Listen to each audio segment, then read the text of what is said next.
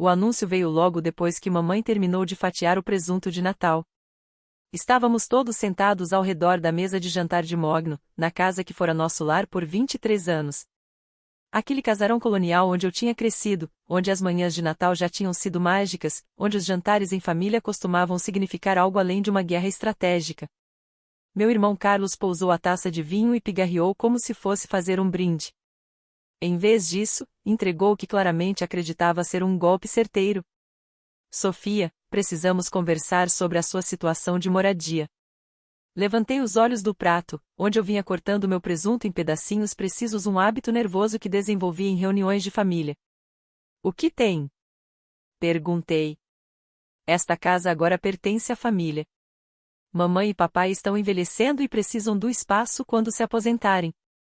Você tem morado aqui sem pagar aluguel há 2 anos e, sinceramente, já está na hora de encontrar o seu próprio lugar. Mamãe assentiu, séria. Achamos que seria bom para você, querida. Você precisa aprender a ser independente. Papai entrou na conversa.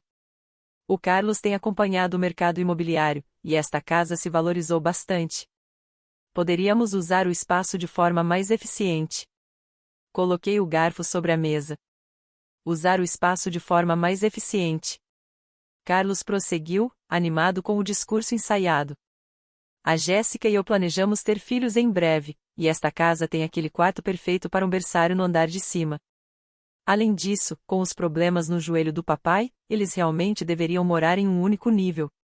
Faz sentido para todos. Para todos, menos para mim, aparentemente. Então vocês querem que eu saia para que vocês se mudem? Não é questão de querer, disse mamãe, naquele tom cuidadoso que ela usava quando tentava soar razoável. É questão de praticidade. Você tem 31 anos, Sofia. A maioria das pessoas da sua idade já tem sua própria casa. E o Carlos tem 34, uma carreira de verdade e uma esposa, acrescentou papai. Segue a reescrita do trecho em português do Brasil. Ele está em melhor posição para nos ajudar a manter este lugar. O subtexto era claro. O Carlos tinha um emprego de verdade, como consultor financeiro, enquanto eu era só a filha que trabalhava com computadores e nem conseguia manter um namorado tempo suficiente para casar.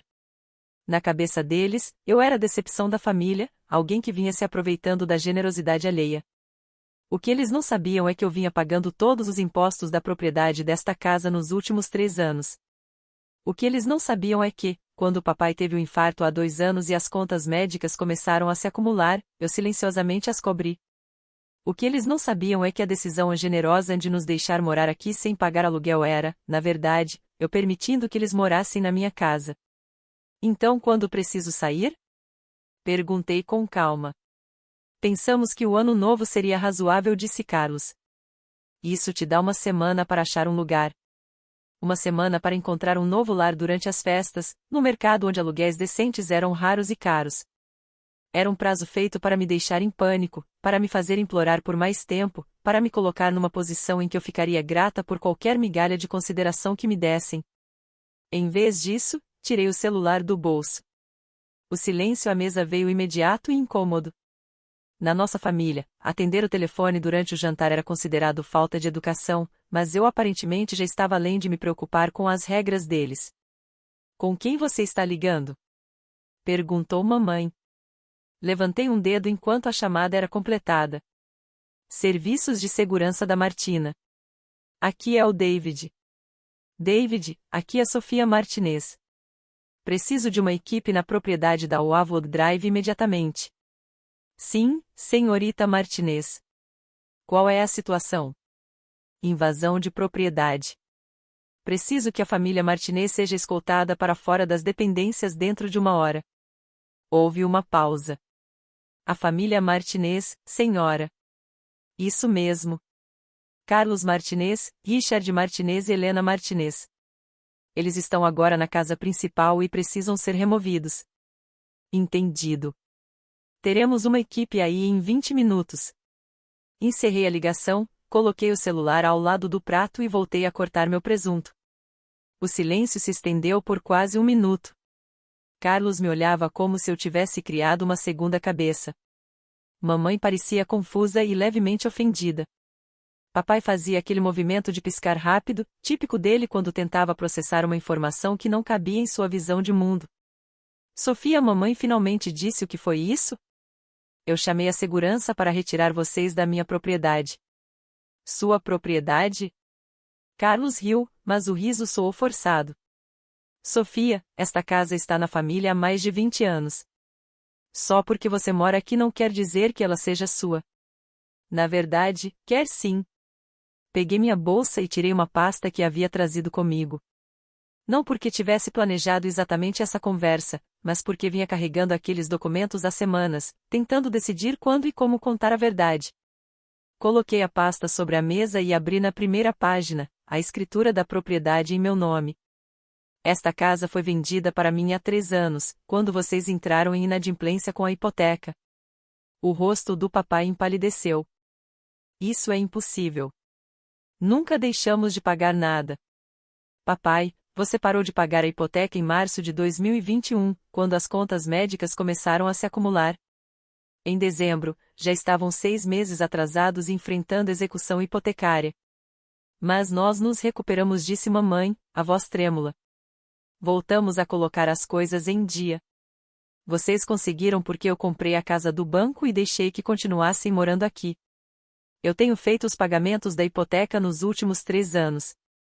Virei para a página seguinte, mostrando o contrato de compra entre o banco e a Martinez Rhodes LLC, minha empresa de fachada. Paguei $847 mil para manter esta casa na família. Literalmente. Carlos agarrou os papéis e começou a ler freneticamente. E isso tem que ser falso. Você não tem $847 mil. Você trabalha com TI, ou algo assim. Eu trabalho com consultoria em cibersegurança. Minha empresa tem contratos com 17 companhias da Fortune 500 e 12 agências governamentais. A receita do ano passado foi de $42 milhões. O número pairou no ar como fumaça de uma vela recém-apagada. 42 milhões? Papai sussurrou. Isso é receita bruta, não lucro. Mas sim. Isso é impossível, repetiu Carlos, mas a voz dele já não tinha a mesma certeza. Se você tivesse esse tipo de dinheiro, por que moraria aqui? Por que dirigiria aquele Honda velho? Por quê? Porque eu me vestia como se comprasse roupas na loja de desconto e almoçava em food trucks, vivendo como se mal conseguisse pagar as contas? Eu vinha me fazendo a mesma pergunta há meses. Por que mantive a farsa? Por que deixei que acreditassem que eu estava lutando para sobreviver, quando poderia ter comprado e vendido todo o círculo social deles? Porque eu queria ver quem vocês realmente eram, respondi, por fim. Eu queria saber se vocês me valorizavam como pessoa ou apenas como alguém que achavam que podiam controlar. A verdade era mais complicada do que isso, mas era o máximo que eu estava disposta a compartilhar no jantar de Natal. Meu negócio tinha começado quase por acaso. Eu trabalhava como analista de cibersegurança em uma empresa de médio porte quando descobri uma vulnerabilidade no sistema de um cliente que poderia ter custado milhões a eles. Em vez de apenas escrever um relatório, desenvolvi um protocolo de segurança abrangente que não só resolveu o problema imediato, mas também prevenia toda uma categoria de ataques. O cliente ficou tão impressionado que perguntou se eu poderia fazer o mesmo nos outros sistemas deles. Depois, me indicaram para a empresa mãe e, em seguida, para os parceiros de negócios. Em 18 meses, eu já tinha mais trabalho do que conseguia dar conta e precisei contratar outros especialistas para me ajudar a administrar a demanda. O dinheiro passou a entrar rápido depois disso. Consultoria em cibersegurança não é um trabalho glamouroso, mas é essencial. E as empresas pagam valores altíssimos por alguém que realmente resolve seus problemas, em vez de apenas identificá-los. Minha equipe se especializou em encontrar vulnerabilidades antes que os hackers o fizessem. E nosso histórico era impecável. Mas o sucesso em cibersegurança exige um certo nível de invisibilidade. Quanto mais bem-sucedido você é, mais se torna um alvo. Por isso, mantive um perfil discreto, dirigia um carro comum, levava uma vida modesta e deixava que a maioria das pessoas, inclusive minha família, pensasse que eu estava apenas me virando. A ironia era que, enquanto eu construía um negócio multimilionário, minha família lutava com as despesas médicas do papai e com a incerteza econômica que veio depois. eu poderia tê-los ajudado abertamente, mas sempre que tentava falar sobre a situação financeira, eles desviavam do assunto ou garantiam que estavam dando conta. Então, ajudei em segredo. Comprei a casa para evitar a execução hipotecária, mas deixei que acreditassem ter feito um acordo de pagamento com o banco. Paguei as contas médicas do papai através de um programa de caridade em que, na verdade, era só eu assinando os cheques. Garanti que o carro da mamãe passasse na inspeção fazendo meu mecânico consertar qualquer problema e cobrando tudo de um programa de garantia fictício. Eu dizia para mim mesma que estava sendo generosa. Mas, olhando para trás, acho que estava sendo covarde. Era mais fácil ajudar nas sombras do que ter a conversa sobre o que eu havia conquistado e como a dinâmica da nossa família tinha mudado. Mas sentada ali, naquela mesa de jantar de Natal, ouvindo-os planejar me expulsar da minha própria casa para que Carlos pudesse se mudar com a esposa e os filhos hipotéticos que ainda nem existiam. Percebi que aquela conversa já estava atrasada havia muito tempo. Sofia, disse mamãe com cuidado, se esta casa é sua, por que você não nos contou? E quando eu teria contado? Quando vocês perguntaram sobre meu trabalho e eu disse em consultoria em cibersegurança e vocês responderam que legal, querida, e mudaram de assunto. Quando Carlos fazia piada me chamando de nerd da família. Quando vocês presumiram que eu morava aqui porque não podia pagar meu próprio lugar. Nós não presumimos. Começou o papai. Papai, você literalmente acabou de me dizer que a maioria das pessoas da minha idade já tem casa própria. Você disse que o Carlos estava em melhor posição para manter este lugar. Vocês passaram 3 anos achando que eu era um peso financeiro, quando na verdade era eu quem estava mantendo vocês financeiramente de pé. Carlos ainda encarava a escritura da casa como se pudesse fazê-la desaparecer pela força de vontade. Mesmo que isso seja real, disse-lhe, você não pode simplesmente nos expulsar. Nós moramos aqui. Temos direitos. Na verdade, não tem. Vocês estão morando aqui como meus convidados há 3 anos. Eu nunca cobrei aluguel, nunca assinei contrato de locação, nunca estabeleci qualquer vínculo formal de inquilinos. Legalmente, vocês são visitantes que passaram do tempo de estadia. A campainha tocou. Deve ser a segurança, falei, levantando-me. O David é sempre muito pontual.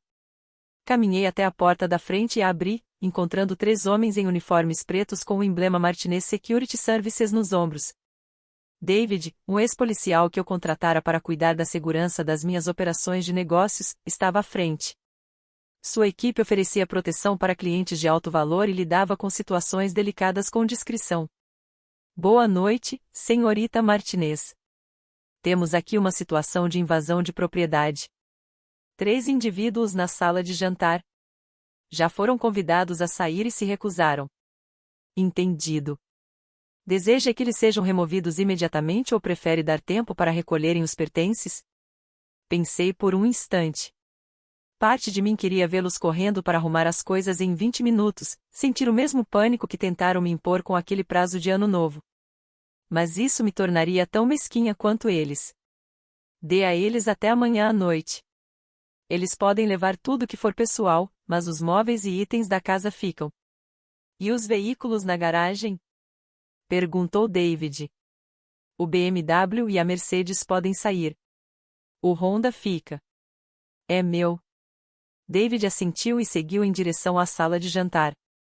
Eu acompanhei, curiosa para ver como minha família reagiria a ser despejada no próprio jantar de Natal. Os 3 seguranças preencheram a entrada da sala, mudando instantaneamente a energia do ambiente. Carlos começou a se levantar, inflando o peito como se fosse confrontá-los, mas Jéssica agarrou seu braço e o puxou de volta para a cadeira. Senhor e senhora Martinez, disse David educadamente, eu sou David Tim, da Martinez Security Services. Neste momento, vocês estão em invasão de propriedade privada e precisam desocupar o local. Isso é ridículo, disse papai, mas sua voz já não tinha a mesma autoridade de antes. Esta é a nossa casa. Segundo os registros de propriedade, esta casa pertence a Martinez Holdings LLC. A senhorita Martinez é a representante legal da empresa e solicitou a remoção de vocês. Mamãe me olhou com algo próximo ao desespero. Sofia, querida, com certeza podemos resolver isso. É Natal. Mamãe, há 30 minutos vocês estavam planejando me expulsar até o ano novo. O que mudou? Nós não sabíamos. Vocês não sabiam porque nunca perguntaram. Vocês fizeram suposições sobre a minha vida, minhas capacidades, meu valor para esta família. E, baseados nessas suposições, decidiram que eu era descartável. Carlos finalmente recuperou a voz. Tá bem. Digamos que você realmente seja dona desta casa. Digamos que você realmente tem algum tipo de negócio. Isso não te dá o direito de destruir a nossa família. Eu não estou destruindo nada, Carlos. Estou estabelecendo limites. Você queria que eu saísse desta casa, então estou realizando o seu desejo. A única diferença é que são vocês que estão saindo. E para onde deveríamos ir? Ele perguntou. Para o mesmo lugar que vocês esperavam que eu fosse. Se virem. David deu um passo à frente. Vocês têm até amanhã às 18 horas para retirar seus pertences pessoais. Depois disso, qualquer coisa que permanecer na propriedade será considerada abandonada. A família permaneceu em silêncio atônito enquanto a equipe de segurança se retirava. Eu continuei de pé, olhando para as 3 pessoas que me criaram, que moldaram meu entendimento de lealdade e amor familiar e que acabavam de demonstrar que, para eles, ambos sempre foram condicionais. Sofia. Disse papai em voz baixa. Acho que precisamos ter uma conversa mais longa sobre tudo isso. Essa conversa já está atrasada há uns 3 anos, respondi. Subi para o meu quarto, na minha casa e comecei a arrumar minhas coisas. Não porque estivesse indo embora, mas porque queria separar o que pertencia à minha vida antiga e o que faria parte do que viria a seguir. Da janela, vi Carlos e Jéssica colocando malas no porta-malas do BMW. Mamãe e papai se moviam mais lentamente, carregando caixas até a Mercedes com os gestos cuidadosos de quem parecia ter envelhecido uma década em apenas uma noite. Pela manhã, eles já tinham ido. A casa parecia diferente sem eles. Não exatamente vazia, mas de alguma forma mais limpa, como se um peso tivesse sido retirado. Passei o dia caminhando pelos cômodos que sempre haviam sido nossos e agora eram definitivamente meus, tentando decidir o que eu queria manter e o que precisava mudar. A ligação veio naquela mesma noite. Sofia, estamos ficando no apartamento do Carlos por enquanto, mas precisamos conversar. Estou ouvindo. Estive pensando no que você disse ontem à noite, sobre nós não perguntarmos, não sabermos nada da sua vida. E acho que você tem razão. Não era exatamente um pedido de desculpas, mas vindo da mamãe, era o mais próximo disso. Continue. Seu pai e eu sempre tivemos orgulho de você. Temos orgulho do que você conquistou. Só que, não percebemos o quanto você tinha conquistado. Por que vocês não perceberam? Houve uma longa pausa. Porque estávamos tão focados no que achávamos que o sucesso deveria ser que não conseguimos enxergar como o seu sucesso realmente era. Aquilo estava mais perto de um pedido de desculpas. Mamãe, preciso que você entenda uma coisa. Eu não revelei tudo isso para machucar vocês ou para me exibir. Fiz porque estava cansada de ser tratada como o fracasso da família quando, na verdade, fui eu quem manteve essa família financeiramente estável por anos. As contas médicas. Disse ela baixinho. E as prestações da casa. Foi você. Tudo eu. Por que você não nos contou? Porque toda vez que eu tentava falar de dinheiro ou oferecer ajuda, vocês me calavam. Diziam para eu não me preocupar, que tinham tudo sob controle. Deixaram claro que minha opinião não era bem-vinda. Estávamos tentando te proteger. Proteger de quê? De saber que sua família precisava de ajuda. De ter a chance de realmente contribuir com algo significativo. Outra longa pausa. Estávamos errados, ela disse finalmente. Errados em muitas coisas. Sim, estavam. E agora? O que acontece daqui para frente? Era uma boa pergunta. Eu tinha gasto tanta energia na revelação e na confrontação que ainda não havia pensado muito no que viria depois. Agora vamos descobrir que tipo de relação realmente queremos ter. Uma baseada em quem realmente somos, e não em quem achamos que deveríamos ser. E a casa é minha. É minha há 3 anos. Se vocês quiserem morar aqui, podemos discutir os termos reais, com conversas reais sobre expectativas e limites. Nós gostaríamos disso. Então vamos conversar. Mas não hoje. Hoje, vou aproveitar minha casa só para mim pela primeira vez em 3 anos. Nas semanas seguintes, nós conversamos. Conversas longas e difíceis sobre suposições e expectativas, sobre dinheiro e sucesso, e sobre o que realmente significa ser família. Carlos foi quem mais teve dificuldade em lidar com a nova realidade. Sua identidade como filho bem-sucedido estava ligada ao fato de ser financeiramente superior à irmã mais nova. Descobrir que eu vinha subsidiando o estilo de vida da família enquanto ele me dava sermões sobre responsabilidade fiscal foi um golpe que seu ego não conseguiu absorver facilmente. Mas conseguimos superar tudo isso com a ajuda de uma terapeuta familiar especializada em conflitos relacionados a dinheiro, porque aparentemente meu negócio de cibersegurança não era o único segredo da família. Descobrimos que ter dinheiro mudava completamente a forma como as pessoas se relacionavam, e todos nós precisávamos aprender novas regras para essa nova realidade. 6 meses depois, mamãe e papai voltaram para casa não como donos, mas como inquilinos pagando aluguel de mercado. Na verdade, foi ideia deles. Papai disse que precisava sentir que estava contribuindo, em vez de apenas aceitar caridade. Eu respeitei isso. Carlos e Jéssica compraram a própria casa, menor do que a que tinham sonhado inicialmente, mas uma que eles podiam realmente pagar com o salário do Carlos. Ele começou a indicar clientes para minha empresa de cibersegurança, e eu passei a usar os serviços de planejamento financeiro dele para as contas do meu negócio. Era uma relação profissional que, pouco a pouco, se reconstruiu também no lado pessoal. O jantar de Natal que terminou com seguranças escoltando minha família para fora da própria casa virou a história que contamos em futuros natais. O ano em que tudo mudou, o ano em que finalmente começamos a ser honestos uns com os outros, o ano em que aprendemos que amor sem respeito não é, de fato, amor. E em todos os natais desde então, quando nos sentamos em volta da mesma mesa de mogno, na casa que agora é, sem dúvida alguma, minha, lembramos que os melhores presentes não são aqueles que você desembrulha, mas sim as verdades que finalmente decide compartilhar.